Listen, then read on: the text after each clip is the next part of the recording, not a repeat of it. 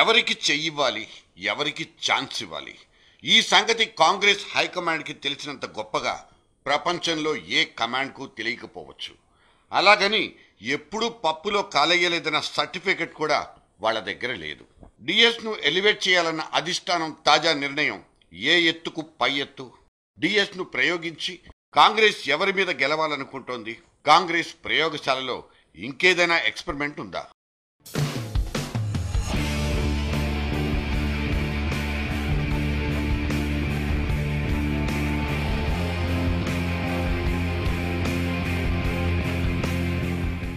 DS jackpot కొట్టేశారు. డిఎస్కు bumper offer తగిలింది. ఇవాళ కనిపిస్తున్న ఈ అభినందన మందారమాల ధర్మపురి శ్రీనివాసుడిని ఉక్కిరి బిక్కిరి చెయ్యకపోవచ్చు. ఎందుకంటే పిసిసి పీఠం ఎక్కిన 3 సార్లు డిఎస్ ఈ కాంప్లిమెంట్లను పూర్తిగా అనుభవించేశారు. ఇవాళ ఆయన పెద్దల సభకు పర్మిషన్ దొరకబుచ్చుకున్నా అదంతా ఆషామాషిగా వచ్చిందైతే కాదు.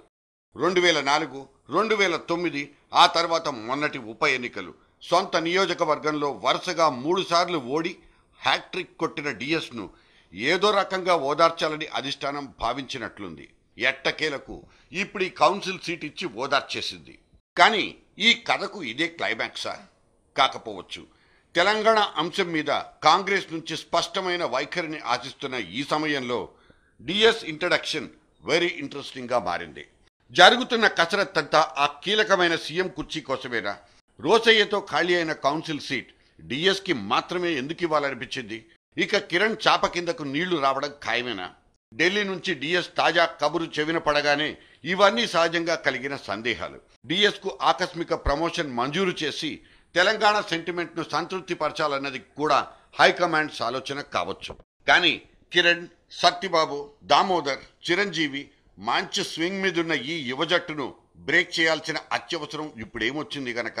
శ్రీనివాసుడి మీదున్న మర్యాదను కాపాడుకోవాలంటే రాజ్యసభ సీట్ ఒకటి ఖాళీ చేయిస్తే సరిపోయేది కదా అన్నది విమర్శకుల దెప్పి పొడుపు.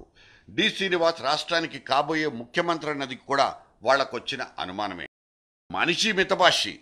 ఇన్ని రోజులు తెలంగాణ మీద మాట్లాడకపోవడమే అతనికున్న అదనపు క్వాలిటీ. వైఎస్తో కలిసి 2 సార్లు పార్టీని గెలుపు పదంలో నడిపించిన చరిత్ర కంటే ఈ ఉద్యమ సమయాన సైలెంట్ మూడ్లో సెటిల్ అవ్వడమే సీనన్నకు కలిసొచ్చినట్లుంది. వీర విధేయతల్ని మాత్రమే నెత్తిన పెట్టుకునే హైకమాండ్ డిఎస్ను సాటిస్ఫై చేయడం కోసం 2 సాంప్రదాయాల్ని బ్రేక్ చేసింది. ఏ ప్రాంతపు ఖాళీని ఆ ప్రాంతపు వాళ్లతోనే భర్తీ చేసేది ఒక అలవాటైతే, ఓడిపోయిన వాళ్లకు ఛాన్స్ ఇవ్వకూడదన్నది రెండో అలవాటు. ఈ 2 వ్యసనాల నుంచి కాస్త పక్కకు తప్పుకుని డిఎస్కి జేహో కొట్టిన హైకమాండ్ ఆయన ముందు ఎన్ని టార్గెట్స్ పెట్టిందన్న విషయంలో మాత్రం వ్యూహాత్మక గోప్యం పాటిస్తోంది. తెలంగాణ మీదకి అభివృద్ధి మంత్రాన్ని ప్రయోగిస్తారని, ప్యాకేజీల ప్రకటనతో సెంటిమెంట్ను సరిపెట్టేస్తారని ఆ మధ్యన టీవీల నిండా బ్రేకింగ్ న్యూస్. కానీ ఈ ఉద్యమం అంత సులభంగా చల్లబడేది కాదన్నది కేంద్రానికి వచ్చిన లేటెస్ట్ క్లారిటీ. మరి కింగ్ కర్తవ్యం, అసెంబ్లీ పోడియం, పిసిసి పీఠం, సీఎం కుర్చీ అన్నీ అటువైపు వాళ్లే ఆక్రమించుకోవడంలో ఔచిత్యం లేదు. అక్కడ కొంచెం సమతుల్యత పాటిస్తే పరిస్థితి సానుకూలంగా మారే ఛాన్స్ ఉంది. అందుకే డిఎస్ను కిరణ్ కుమార్ కుర్చీ దాకా తీసుకురావాలన్నది మేడం ఐడియా కావచ్చు. పండగ చేసుకుందాం రా అంటూ ఉద్యోగుల్ని సమ్మె విరమణకు పిలుపునిచ్చిన గులాం నబీ ఆజాద్ శీతాకాల సమావేశాల్లోగా తెలంగాణపై నిర్ణయమన్న సత్యబాబు ఆశావాదం అన్నీ వేడిని తగ్గించే ప్రయత్నాలే. ఉద్యోగులందరినీ కూడా కోరుతున్నాను, ప్రభుత్వం ఏదైతే రాష్ట్రంలో ఉన్న సున్నితమైన సమస్య ఏదైతే ఉందో ఆ అంశం మీద కేంద్ర ప్రభుత్వం చిత్తశుద్ధితో ఉంది, అర్థం చేసుకోవాలి. ఇప్పటికైనా ఉద్యోగుల్లో చేరాలని చెప్పని వారిని కోరుతున్నాను.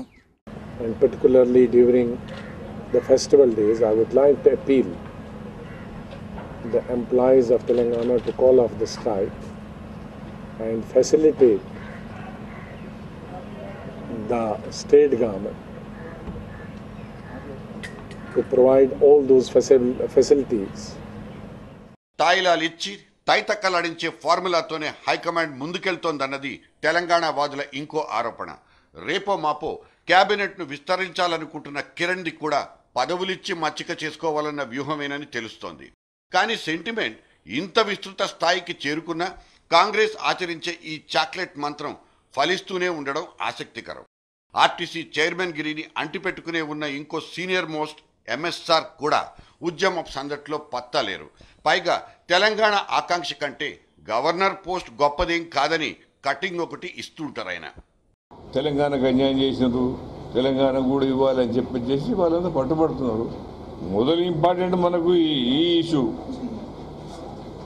గవర్నర్ వస్తుంది పోతుంది, ఏదో వస్తుంది. గవర్నర్ వస్తుంది పోతుంది, ఏదో వస్తుంది. డిప్యూటీ సీట్లో అడ్జస్ట్ అయిపోయిన దామోదర్ రాజనరసింహుడు కూడా ఇక్కడ గుర్తుకు రాకుండా ఉండరు. పాలనా పనుల్లో కానీ విధాన నిర్ణయాల్లో కానీ ఆయన షేర్ ఎంతన్నది తెలియకపోయినా దాదాపు అజ్ఞాతవాసాన్ని గడుపుతున్న దామోదర్ది ఒకటైపు ఇరకాటం. మొన్న ఆయన ఇంటిని ముట్టడించిన తెలంగాణ వాదులు ఆగ్రహంతో ఊగిపోయి చెప్పులు చూపించిన వైనం ఆయన్ను కాకపోయినా ఆయన పదవిని చిన్నబుచ్చిందన్నది గ్రహించాల్సిన విషయం. ఇన్ని ఎదురొత్తుల మధ్య కూడా పదవి కోసం ఢిల్లీకి పరుగు పెట్టే వాళ్ల సంఖ్య తగ్గుముఖం పట్టినట్లు లేదు. పదవుల్ని త్యాగం చేసే వాళ్ళది ఒక క్యూ అయితే ఆ పదవుల కోసం అరులు చాచే వాళ్ల వరుస ఇంకోవైపు. ఇది తెలంగాణ కాంగ్రెస్లో కనిపించే విచిత్ర పోకడ.